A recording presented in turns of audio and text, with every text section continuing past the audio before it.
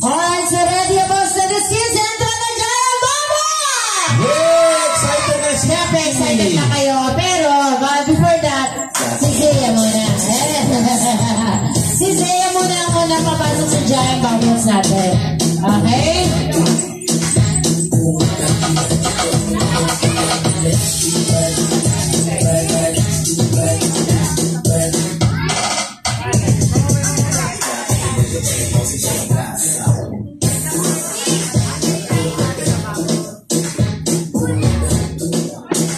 Ayan, so eto na, get ready dahil sasako na lahat ng mga bibig.